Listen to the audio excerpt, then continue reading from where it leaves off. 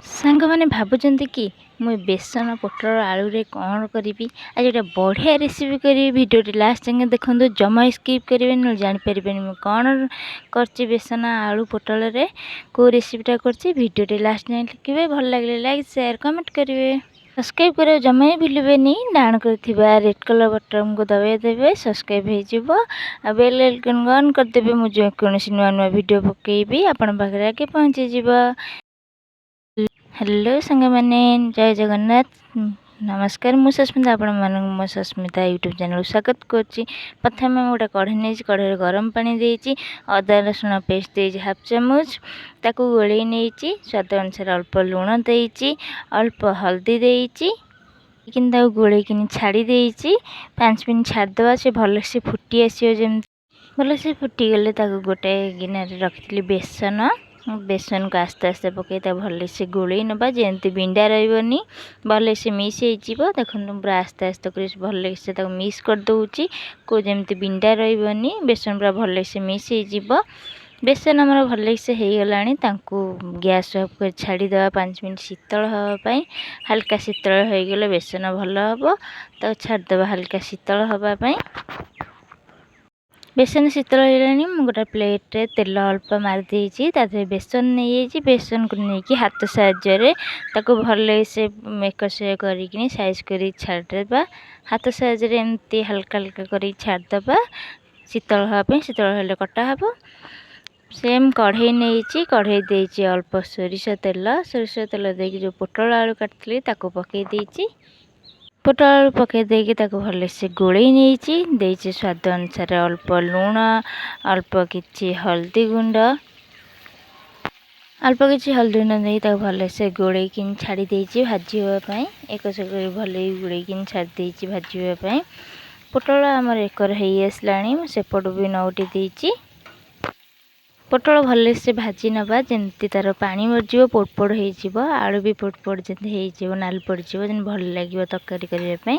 पोटल आलू भल से भाजी आसला मुझे काटदे गोटे प्लेट देखने के सुंदर भाव पोटल आलू भजा हो बेसन शीतल होता बेसन को मुझे पीस कर काटी आपड़ चाहिए आपण साइज अनुसार काटिपारे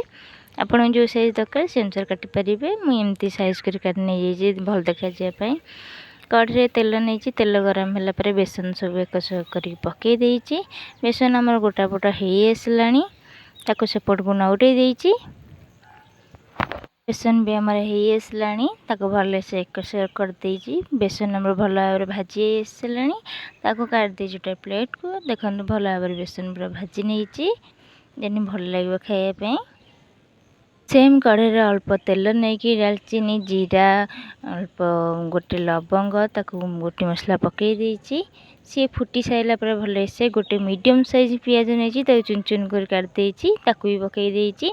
पकई देकी हल्का भाजवा जमी पियाज पूरा नाली हो आसो एमती पियाज गोले भाजवा जमी पियाज भल से नाली आसो पियाज आम नाली आसला अदा रसुण जीरा गोटे पेस्ट देती लंका गोटे पकई पेस्ट दे देती पेस्ट को भल से गोले नवा देवा हाफ चामच लंका गुंड हाफ चामच धनिया गुंड जेहेतु मुझे जीरा बाटी थी धनिया गुंड दूची आपड़ जीरा भी गुंड दे पारे मुझे हल्दी गुंड स्वाद अनुसार लुण गोटे गोटे टमाटो चुन चुन कर देछि गोटे तेजपत्र ताकू भी पकई नहीं भल से आम कषा 10 मिनट एक भल से 10 मिनट कषा मसला आमर भल से देखो एमती कषा मसला आमर भल से कषि आसला पूरा भल से कषि आसला गोटे चम्मच चिकेन पाउडर